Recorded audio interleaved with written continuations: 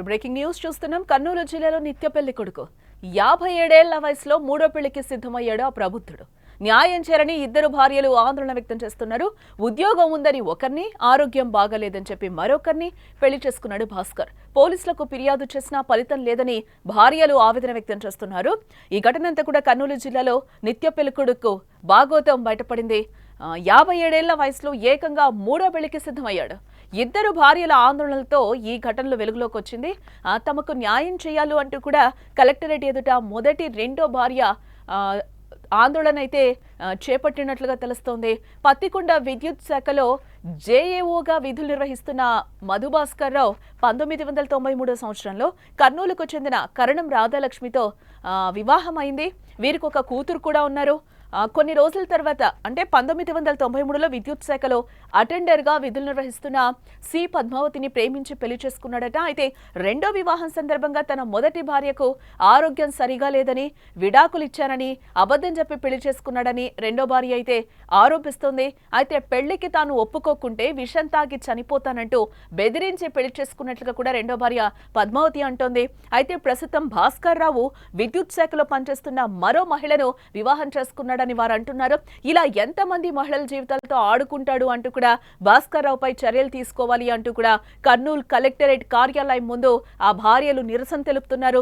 Bhaskar Rao service రిపోర్ట్లో మూడో భార్య పేరు నమోదు చేశారని కూడా మొదటి భార్య అంటోంది. తనకు విడాకులు మంజూరు కాలేదని, అయినా తన భర్త విడాకులు తీసుకున్నట్లుగా చెప్తున్నాడని కూడా అంటున్నారు. తమకు తన భర్త నుంచి ప్రాణహాని ఉంది అంటూ కూడా ఆ ఇద్దరు భార్యలు ఈ రోజు ఆరోపిస్తున్న సిచ్యువేషన్స్ అయితే కనిపిస్తున్నాయి. దీనికి సంబంధించి అక్కడ వాళ్ళు ఏం మాట్లాడుతున్నారు ఒకసారి విందాం. రాధాలక్ష్మి అండి. నా భర్త పేరు కరణం మధుభాస్కర్ రావు. ఆయన పత్తికొండలో జేఏఓగా పనిచేస్తున్నారు కరెంట్ డిపార్ట్మెంట్లో. ఇప్పుడు నన్ను కాదని చెప్పి రెండో పెళ్లి చేసుకున్నాడు, రెండో ఆమెను కాదని చెప్పి మూడో పెళ్లి కూడా చేసుకున్నాడని చెప్తున్నాడు. మాకైతే భరణం అంటూ ఏం లేదు. మాకు అతని నుంచి పరిష్కారం కావాలండి. ఇది ఎంతకాలం అని మేము 2003 నుంచి పోరాడుతున్నాం. మాకెవ్వరూ ఏం సాయం చేయలేదు.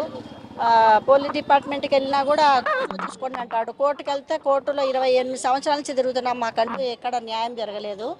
ఇతను ఇప్పటికి 3 పెళ్ళిళ్ళు చేసుకున్నాడు. ఇంకెన్ని పెళ్ళిళ్ళు చేసుకుంటాడో మాకు తెలియదు. మరి ఇలాగే ఉంటే ఇంకెంతమంది జీవితాలతో ఆడుకుంటాడో తెలియదు. మాకైతే ప్రాణహాని ఉంది. అతను ఎప్పటికైనా కానీ నన్ను మా నాన్నగారిని చంపుతా అని బెదబడిస్తున్నాడు. ఖచ్చితంగా మేము చచ్చిపోయినామంటే అతనే కారణం. ఎందుకంటే అతను ఇప్పుడు మూడో ఆమెకి వాళ్ళ పిల్లలకి అందరికి మా మీద కచ్చ ఉంది. ఎస్ఆర్లో ఆమె పేరు రాస్తానంటున్నాడు.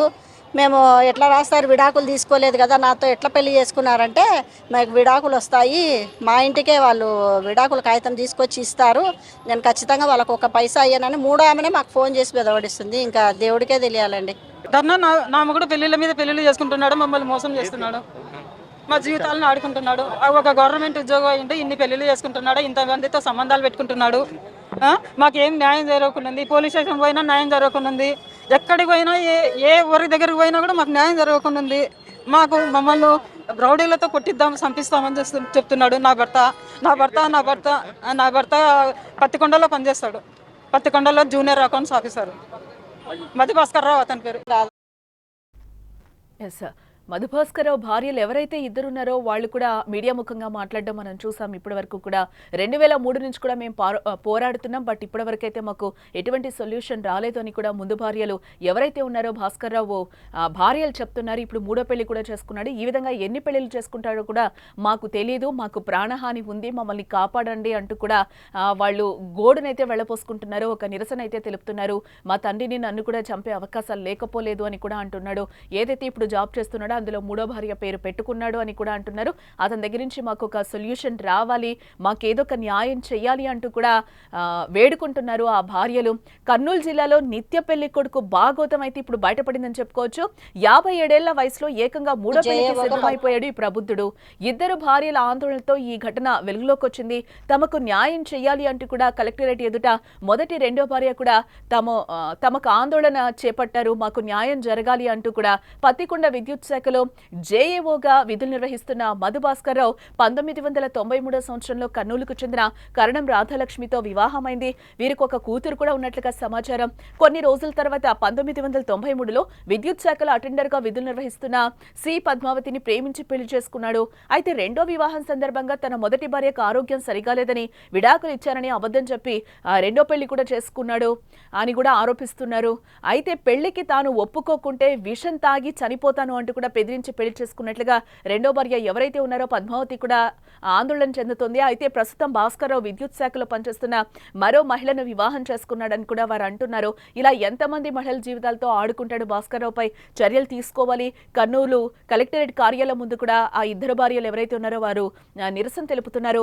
భాస్కర్ రావు సర్వీస్ రిపోర్ట్లో మూడో భార్య పేరు కూడా నమోదు చేశారు. మొదటి భార్య చెప్పడం జరుగుతుంది తనకు విడాకులు మంజూరు కాలేదని, అయినా తన భర్త విడాకులు తీసుకున్నట్లు చెబుతున్నాడని కూడా అంటున్నారు.